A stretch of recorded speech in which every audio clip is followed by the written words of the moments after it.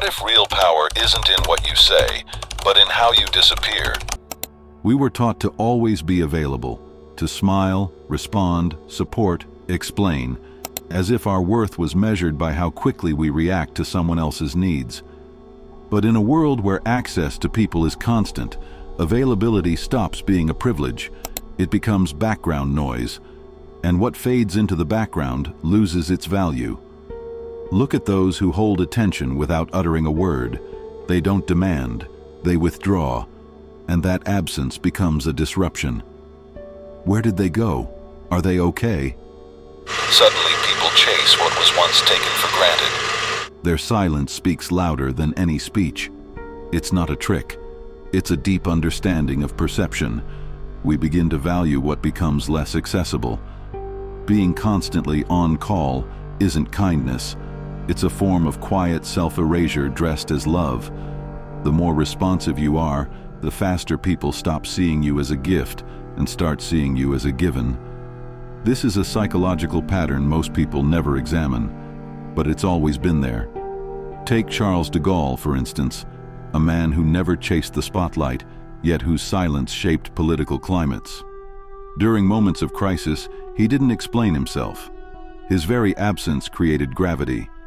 People were drawn to him not because of his words, but because of the weight his silence carried. On a personal level, it starts small. You usually reply right away in group chats, but one day you don't. No okay, no explanations, just unread. And suddenly, the pattern breaks. Silence becomes a mirror. Everyone sees what they've been extracting from you. Those who relied on your emotional labor now feel exposed, not because they care about your well-being, but because they lost access to what you always gave freely. Ask yourself, how often have you picked up a call when your soul craved stillness? How many times have you overridden your own peace to hold someone else's chaos? Not because you wanted to, but because you felt obligated. That's how the illusion begins. You think you're being loved, but really, you're being used. In a world where time is the new currency, the rarest thing becomes what can't be bought. Your presence, your choice, your non-response. And the less you explain your silence, the louder it echoes, not as resentment, but as a boundary. To be silent doesn't mean to be cold. It means to be selective. Every unsent message is a moment of energy saved. Every withheld explanation is a declaration of inner strength. And that is a kind of power no one needs to recognize. It just is. Franz Kafka once said, "You do not have to leave your room. Remain sitting at your table and listen. You do not even have to listen. Simply wait. The world will present itself to you." A wisdom that terrifies the modern mind, addicted to noise. Are you truly valued, or just conveniently nearby? When people praise your responsiveness, you rarely consider the price you're paying for it. But the moment you delay a reply, stop being constantly on call, something strange happens. Some get worried, others annoyed, and some just disappear. And suddenly it becomes clear. You weren't important, you were useful. To be useful means to be needed as long as you solve problems. But the moment you stop providing comfort, stop managing other people's emotions, the warmth in those relationships fades. Not because you've changed, but because you stopped playing the role they silently assigned you. History offers countless examples of how overexposure dulls value. Take Niccolò Paganini, the legendary violinist. Early in his career, he performed almost daily. The audience grew used to him, and the awe slowly faded. But when he vanished from the stage for a few months, the mystique exploded. Rumors, reverence, and admiration surged. His silence sparked fascination. Had he continued performing regularly, he'd have become ordinary. You don't notice how, day after day, you rent out your power, answering at inconvenient times, listening to complaints while your soul begs for rest, becoming the emotional container for people who never ask how you're doing. And in this process, you disappear, slowly, subtly, but surely. People don't value you, they value the effect you provide. You bring stability, predictability, comfort. But that's not intimacy, it's dependency on your pattern. They're not connecting to your soul, they're syncing to your emotional programming, and every time you anticipate their needs, fix things unasked, smooth over discomfort, you reinforce this dynamic. Then one day you can't, or won't, keep doing it. You feel drained, bitter, empty. You stop reaching out, stop explaining, and that's when the illusion collapses. Because those who were drawn to the always available version of you have no idea how to deal with the real you, and you begin to question yourself. Maybe I've become distant, cold. Maybe I wasn't important after all if people let go so quickly. But this isn't loss. It's a filter. Silence and boundaries act like sieves. Only the genuine connections remain. You don't have to be convenient to be loved. Real closeness begins when your no is respected, when your silence is still honored, when your pause doesn't threaten the bond, and only those who stay when you stop giving see you beyond your function. What if they don't love you for who you are, but for what you solve?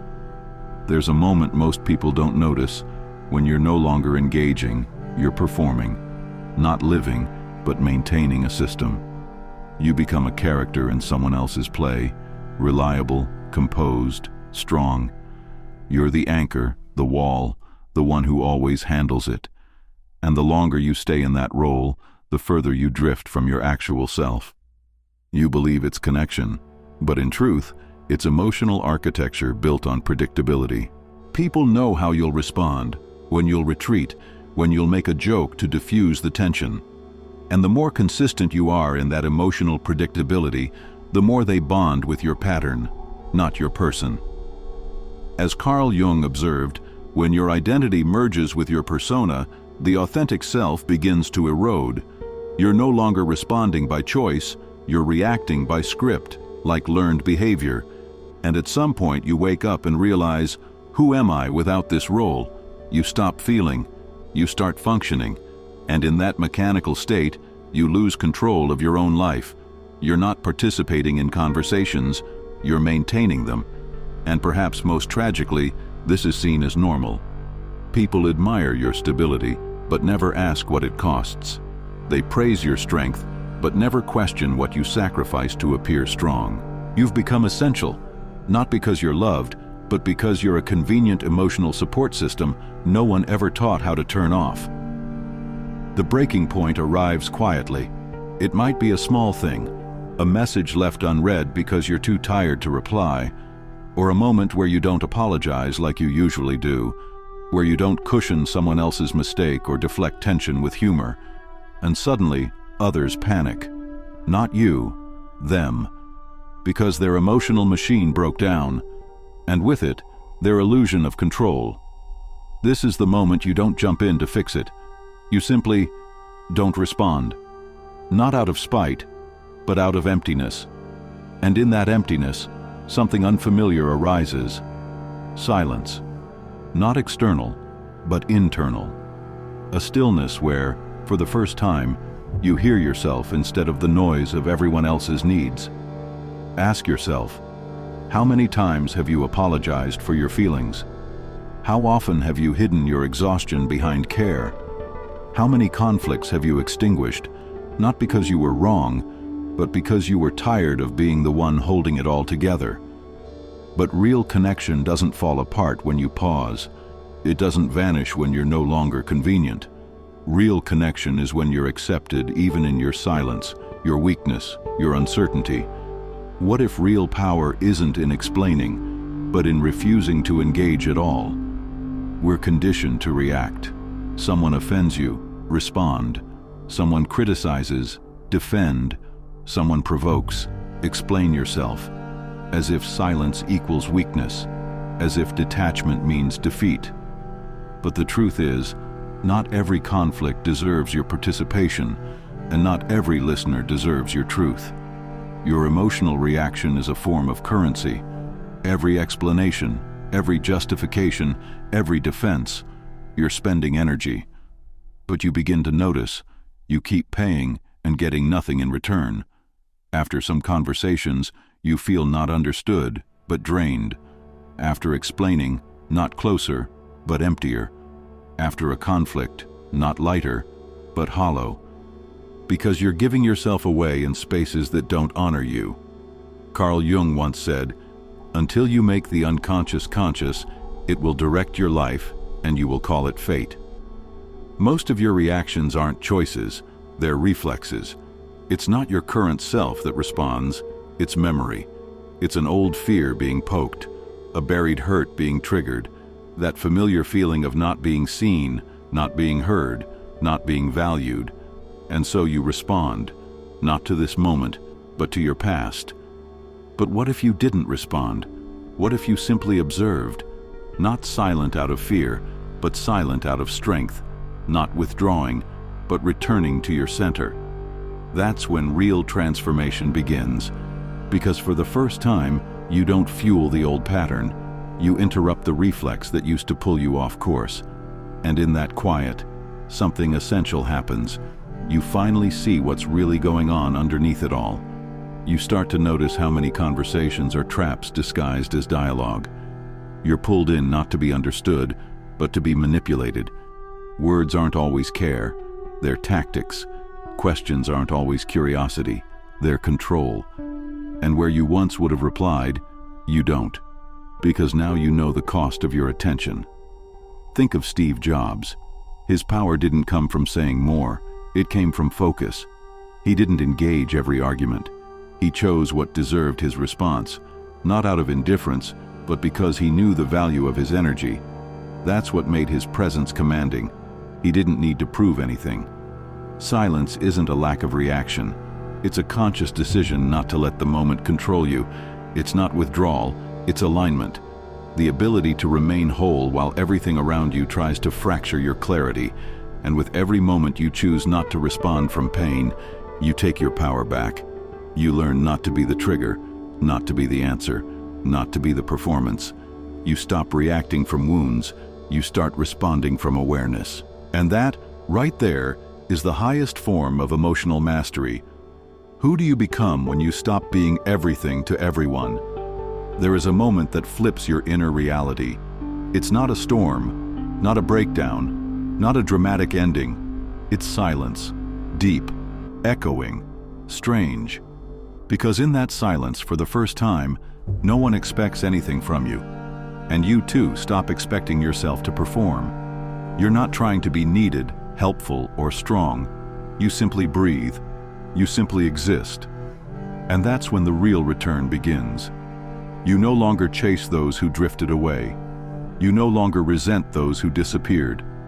Because now you see, many of your connections were never rooted in love, but in your role.